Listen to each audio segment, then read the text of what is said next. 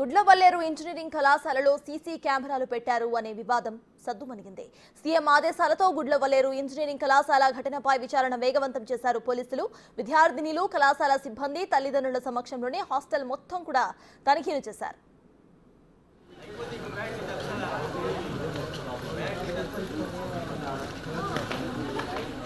ఆవిడ కూడా ఎమ్మెల్సీ కదా, వాళ్ళని అబ్జెక్షన్ పెట్టి వదిలేస్తారు వాళ్ళు.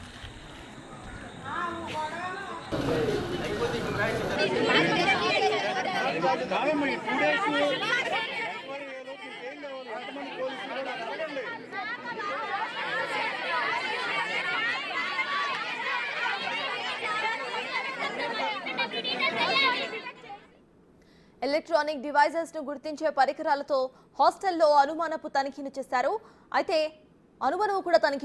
విద్యార్థినులు, తల్లిదండ్రులు, కళాశాల సిబ్బంది సమక్షంలోనే దాదాపు 4 గంటలకు పైగా పోలీసులు తనిఖీలు సాగాయి.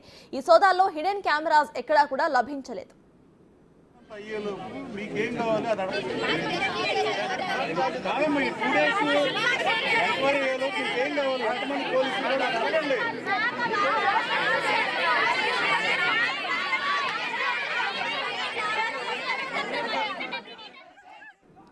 విద్యార్థుల సమక్షంలోనే తనిఖీలు చేయడంతో వారు సంతృప్తిని వ్యక్తం చేశారు. ఆందోళనను విరమించారు విద్యార్థులు. ఇదే విషయంలో యాజమాన్యం స్పందించింది. సోమవారం వరకు సెలవును ప్రకటించింది. ఇక మరోసారి విచారణ చేపడతామని అన్నారు కళాశాల యాజమాన్యం.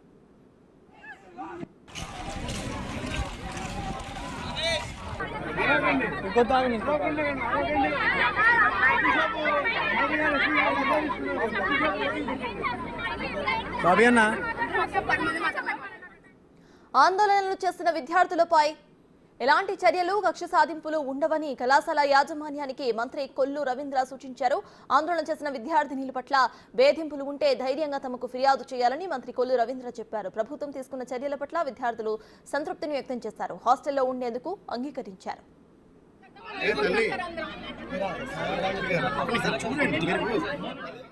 ఈ ఘటనపై కేసు నమోదు చేసి దర్యాప్తును ప్రారంభించారు పోలీసులు. సాంకేతిక బృందంతో కమిటీ ఏర్పాటు చేశారు. ఆరోపణలు వచ్చిన విద్యార్థిని పోలీసులు అదుపులోకి తీసుకున్నారు. వారి దగ్గర నుంచి ఎలక్ట్రానిక్ పరికరాలను స్వాధీనం చేసుకున్నారు. గుడివాడ సిపిఎస్ సిఐ రమణమ్మ, సాంకేతిక విభాగం ఎస్ఐ మాధురి, మరో 3 కానిస్టేబుల్స్ తో కమిటీను వేశారు. ఈ కమిటీ విచారణ చేసిన నివేదికను ఇవ్వబోతోంది. అయితే ఈ ఘటనలో దోషులుగా తేలిన వారిపై కఠిన చర్యలు తీసుకుంటామని మంత్రి కొల్లు రవీంద్ర హామీని ఇచ్చారు.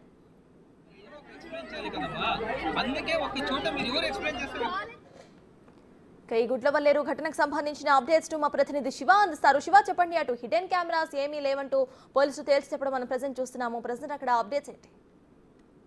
మొత్తం మీద చూసుకుంటే కనుక ఎటువంటి కెమెరాలు లేవని చెప్పి కూడా పోలీస్ శాఖ పూర్తి స్థాయిలో కూడా సర్టిఫై చేసిన పరిస్థితి కనిపించింది. అలాగే నిన్న విద్యార్థుల సమక్షంలోనే పూర్తి స్థాయిలో హాస్టల్లో ఏదైతే విద్యార్థులు కంప్లైంట్ చేశారో బ్లాక్ నెంబర్ 4, బ్లాక్ నెంబర్ 5 వీటన్నిటికి సంబంధించి కంప్లైంట్స్ ఉన్నాయో వాటన్నిటికి సంబంధించి కూడా పూర్తి స్థాయిలో తనిఖీలు చేసిన పరిస్థితి కూడా స్పష్టంగా కనిపిస్తుంది. సో ఈ నేపథ్యంలోనే ఎక్కడ ఎటువంటి జరగలేదనేది వారు చెప్తున్న ఆరోపణగా కనిపిస్తా ఉంది.